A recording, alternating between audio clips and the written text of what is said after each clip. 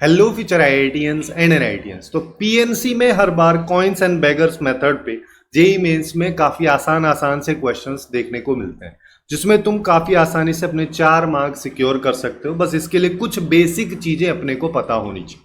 जैसे सबसे पहले अगर अपन बात करें कॉइन एंड बेगर मेथड को, अगर मान लो अपन समझना चाह रहे हैं तो मान लेते हैं कि हमारे पास में ना एक्चुअली में ये वाला एक केस है कि हमारे पास में 7 कॉइन है 1 रुपए, ठीक है।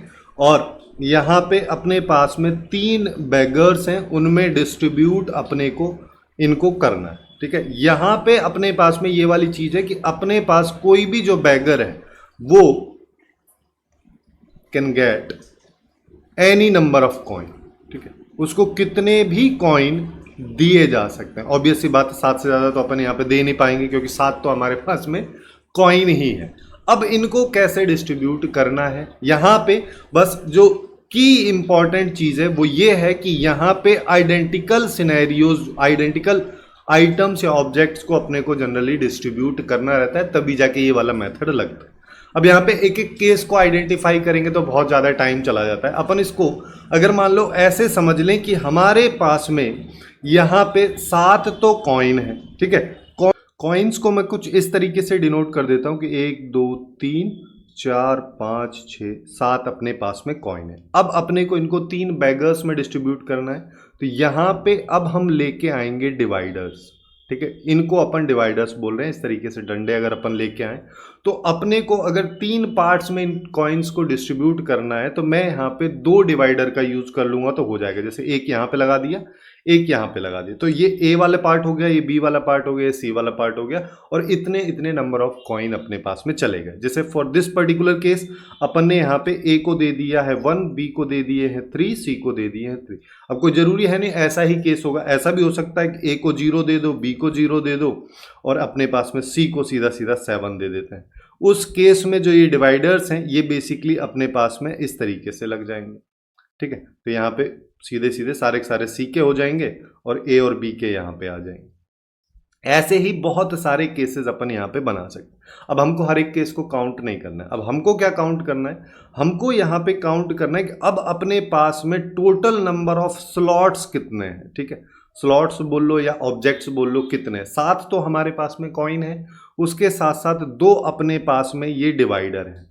तो टोटल अपने पास में यहाँ पे 9 स्लॉट हैं या 9 ऑब्जेक्ट्स हैं, जिसमें से 7 हमारे पास कॉइन्स हो गए, 2 अपने पास डिवाइडर्स हो गए, ठीक है। अब इन 9 जगह पे अपने को चीजें रखनी है, या फिर ऐसा बोलो कि 9 अपने पास में स्लॉट है जहाँ पे 7 जगह पे कॉइन रखा है, 2 जगह पे डिवाइडर रखे।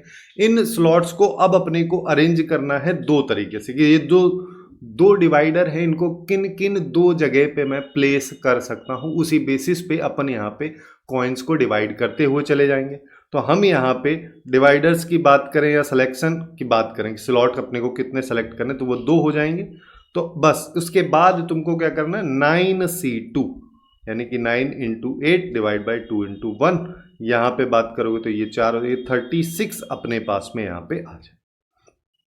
इसी चीज को थोड़ा सा आगे अगर अपन एक्सटेंड करें तो ऐसे भी बोल सकते हैं, कभी कभी क्वेश्चंस में इस तरीके से भी दे रखा होता है कि हमारे पास में जो ये बैगर्स हैं इनमें जो हर कोई बैगर है उसके पास कम से कम 1 कॉइन मिलना चाहिए, यानी कि या फिर ऐसा भी वो बोल सकता है कोई भी बैगर जो है एम्प्टी हैंडेड नहीं जाना चाहिए, मतलब मिनिमम से मिनिमम 1 तो उसको मिले। उस सिचुएशन में अपन क्या करेंगे, हमारे पास में टोटल 7 कॉइन है और अपने पास 3 बैगर है, तो हम ए को 1 दे देंगे, बी को 1 इनिशियली दे देंगे, सी को भी 1 दे देंगे।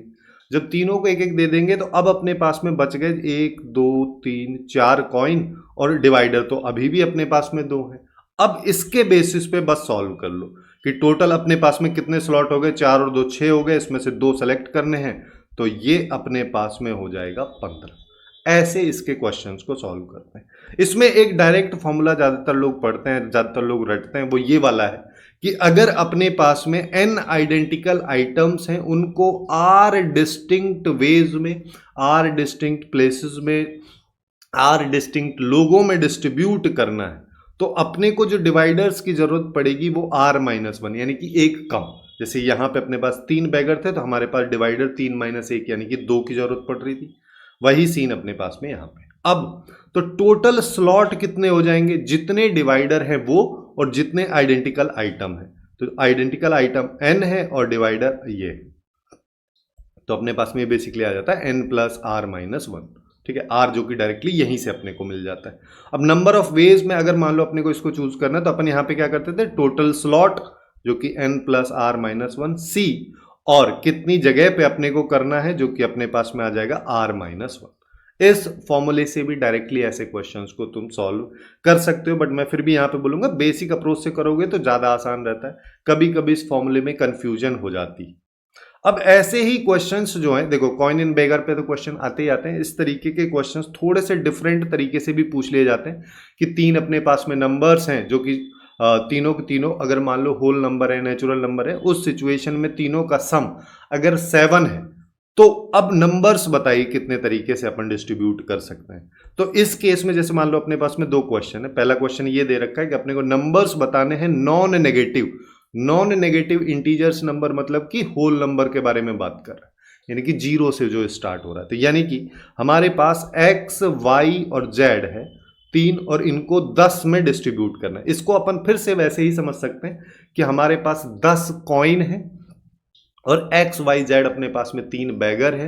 इन 3 बैगर्स में इन कॉइन्स को अपने को डिस्ट्रीब्यूट करना है, किसी के बाद जीरो तक भी आ सकता है क्योंकि नॉन नेगेटिव से कहानी स्टार्ट हो रही है। तो अब फिर से अपन क्या करेंगे कि हमारे पास में 10 कॉइन यहाँ पे हो गए, उसके बाद में 3 बैगर्स में डिस्ट्रीब्यूट करना है, तो अपने को कितने नंबर ऑफ डिवाइडर चाहिए, 2 अपने को यहाँ पे चाहिए। तो टोटल अब हमारे पास कितने हो गए, 12 सी, और कितने डिवाइडर हैं, 2। जिसको सिंप्लीफाई करेंगे तो ये आ जाएगा 12 इंटू 11 डिवाइड बाई 2 इंटू 1, यानी कि ये से गया तो 6 हो गया। तो टोटल आउटपुट अपने पास में यहाँ पे 66 आ जाएगा। इसी क्वेश्चन को अगर थोड़ा सा चेंज अपन कर दें कुछ इस तरीके से कि अब यहाँ पे हम पॉजिटिव वैल्यूज ले रहे हैं, ठीक है, पॉजिटिव इंटीजर वाली वैल्यूज ले रहे हैं, यानी कि नेचुरल नंबर के बारे में बात कर रहे हैं। तो ये बेसिकली वैसा ही केस हो गया कि मिनिमम से मिनिमम इन सब की वैल्यूज 1 1 1 हो सकती हैं, जिसका मतलब जो अपन ने यहाँ पे केस देखा था कि जो बैगर्स हैं उनको कम से कम एक कॉइन मिलना चाहिए, वैसा ही केस ये हो गया।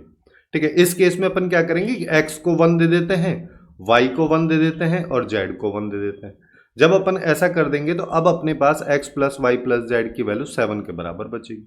तो फिर से हम वही करते हैं कि 7 अपने पास में कॉइन्स हैं, 3 बैगर्स x y z है, तो अपन इनको 2 डिवाइडर से डिवाइड कर देते हैं। तो फिर अपने पास में यहाँ पे आ जाएगा कि हमारे पास में एक्चुअली में यहाँ पे 9 टोटल प्लेसेस हो गए, स्लॉट हो गए, जिसमें से 2 को सेलेक्ट करना है। तो ये आ जाएगा 9 इंटू 8 डिवाइड बाई 2 इंटू 1, यानी कि ये 4 हो जाएगा। तो ये अपने पास 36 आ जाएगा। अब ऐसा ही क्वेश्चन थोड़ा सा अलग टाइप का यहाँ पे पूछा गया जेईई मेंस 2026 में जनवरी सेशन में। यहाँ पे कह रहे हैं टोटल नंबर ऑफ वेज अपने को बताने, जिसमें हमारे पास 16 ऑरेंजेस हैं।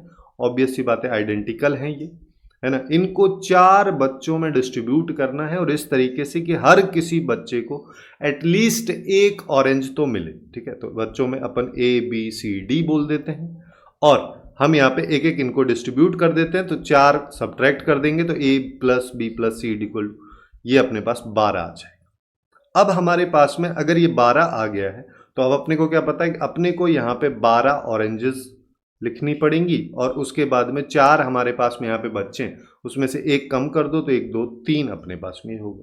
तो टोटल अपने पास में स्लॉट हो गए 15, जिसमें से अपने को 3 सेलेक्ट करने हैं। तो बस इसको सॉल्व कर लो, आंसर तुम्हारा आ जाएगा। तो यहाँ पे 3 इंटू 2 इंटू 1 आ जाएगा, 3 से ये गया 5 आ जाएगा। इसको कर देते हैं 14 इंटू 5 करते हैं तो 70 इंटू 13 डिवाइड बाई 2 और ये आ जाएगा 910 डिवाइड बाई 2 करेंगे तो ये अपने पास 455 आ जाएगा, जो कि ए ऑप्शन में दे रखा है और ये इसका करेक्ट आंसर अपने पास हो जाएगा। इस तरीके से अपन कॉइन इन बैगर वाले मेथड या फिर जिसको कि अपन स्टार एंड बार्स मेथड बोलते हैं, इसके क्वेश्चंस को काफ़ी आसानी से सॉल्व कर सकते हैं। ऐसे ही हाईली इंपॉर्टेंट टॉपिक जहां से तुम काफ़ी आसानी से 4 मार्क्स सिक्योर कर सकते हो, उन सबको अपन ने लेफ्ट वाली प्लेलिस्ट में कवर किया है, तो वहां से जाके बाकी टॉपिक्स को भी चेकआउट कर लो।